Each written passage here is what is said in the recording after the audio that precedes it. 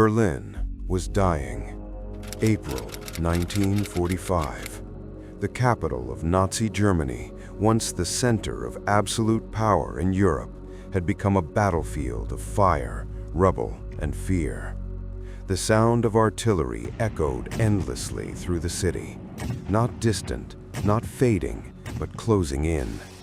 The Red Army had surrounded Berlin from all sides. There was no escape. There was no rescue.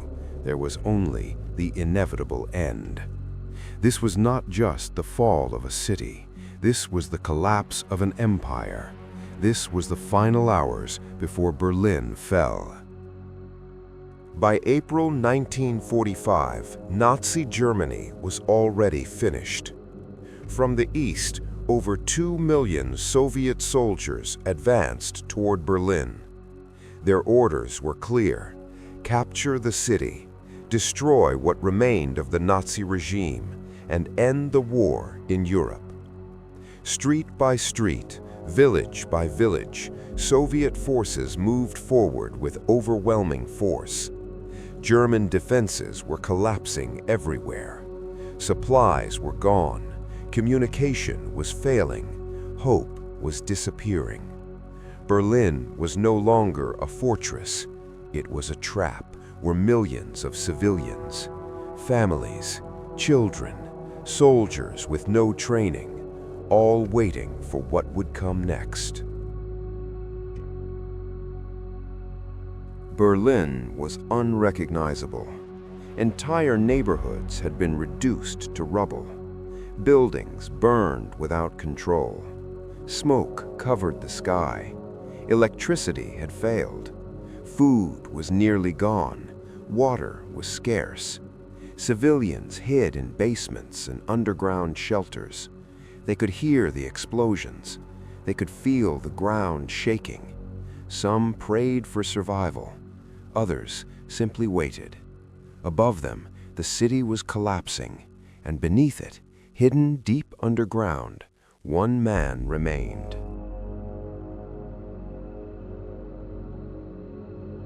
Inside a heavily fortified underground bunker, Adolf Hitler waited.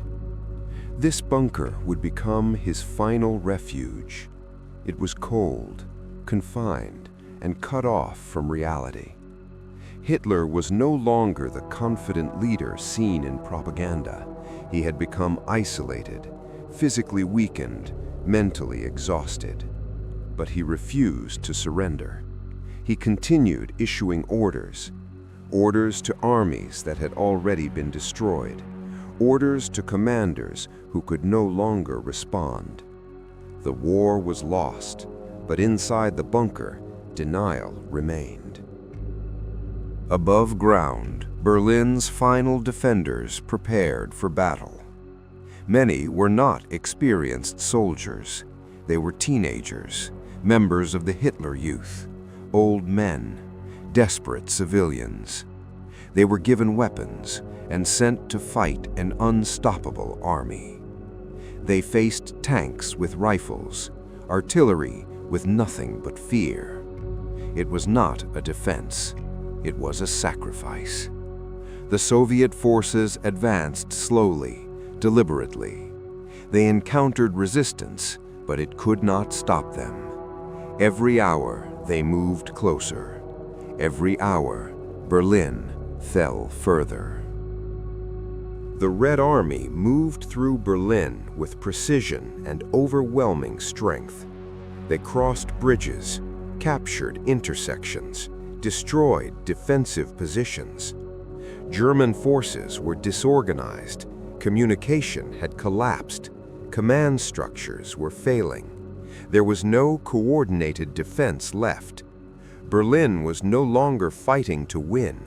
Berlin was fighting to delay the inevitable. Inside the bunker, Hitler received reports, each one worse than the last, each one confirming the truth he refused to accept. The end had arrived.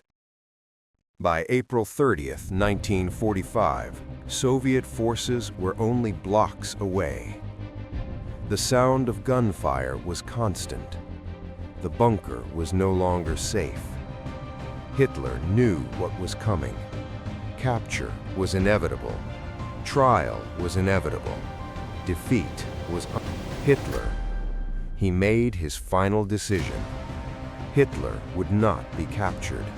He would not surrender. He would end his own life. Inside the bunker, Adolf Hitler committed suicide.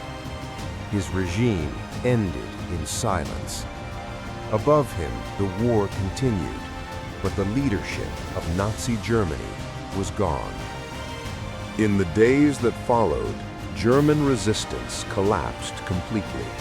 Soldiers surrendered. Weapons were abandoned. The city stopped fighting. On May 2nd, 1945, Berlin officially surrendered. Soviet forces raised their flag over the Reichstag. It was over. The capital had fallen. The Third Reich had ended. What remained was destruction and the consequences of war. Berlin was no longer the center of power. It was a city of ruins. Millions were dead across Europe. Entire nations had been devastated. The war in Europe would officially end just days later, but the damage would last generations. The fall of Berlin marked more than military defeat.